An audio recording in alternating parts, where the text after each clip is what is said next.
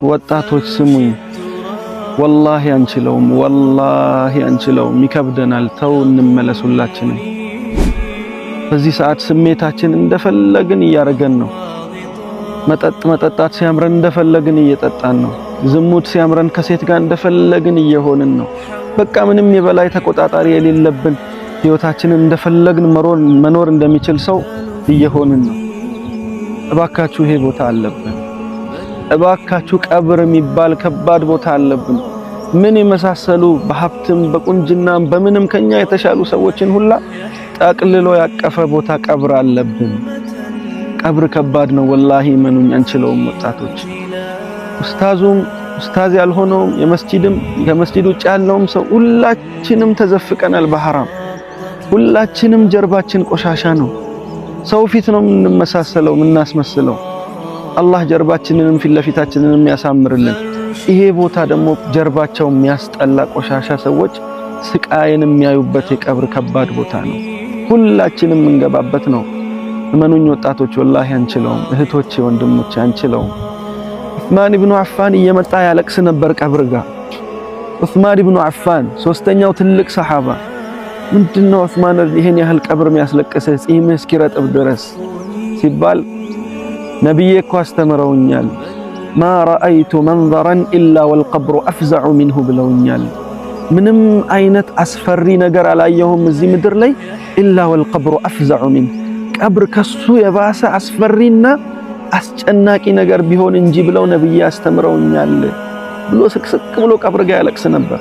ነብያችን አለይሂ ሰላቱ ወሰላም በሐዲሳቸው ወዳጆችህ፣ ጓደኞችህ፣ ዘመዶችህ የሀገር ሰው ሰብስቦ መጥቶ እዚህ ጉርጋድ ውስጥ ከከተተህ በኋላ ከቶታች አስተኝቶ አፈር ከመለሰብህ በኋላ ወላሂ የተረጋገጠን እነዛ ቤተሰቦቹ ሲመለሱ አፈር ስር ተኝተን ኮቴያቸውን እንሰማለን። يسمع قرع نعالهم ይላል። አፈር ስር ታች ተኝተን ያኒ ለመሳል ሞክሩ። ስዕሉን ወጣቶች ባካችሁ እንችለዋለን ወይ? ብቻችንን ጥለውን ሲሄዱ ኮቴያቸውን እየሰማን እኛ ከአፈር ታች ነን።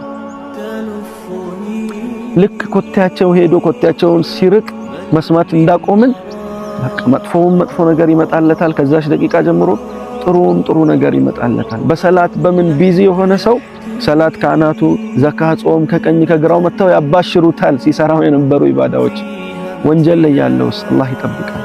የቀብር የተለያየ አይነት ቅጣት ይመጣበታል። በሰላቱ ልብ የተንጠለጠለ ሰው እንደው ሰላት ዘካ መተው ሲከቡት ከአነስ ያኒ ፀሐይ መግሪብ ላይ የገባች ሆና ትታየዋለች። የዛ ሰደዑኒ ኡሰሊ፣ እስቲ አንዴ ልቀቁኝ ልስገድ፣ እስቲ መግሪብ ደረሰ ሰላት ልስገድ ብሎ በሰላት ቀልቡ የተንጠለጠለ ሰው እዛ ውስጥም ሆኖ ልቡ ለሰላት ትንጠለጠላለች። አብሽር ተብሎ ጀነት አይኑ እስከሚታየው ድረስ ይከፈትለታል።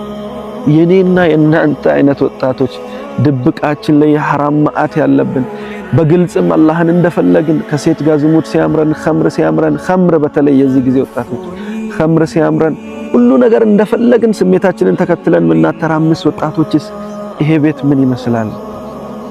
ይሄን ቤት ብቻችንን ጭንቀቱን እንችለዋለን ወይ? ወላሂ አንችለውም። እመኑን ወጣቶች እንመለስ፣ ራሳችንን እንቆጣጠር።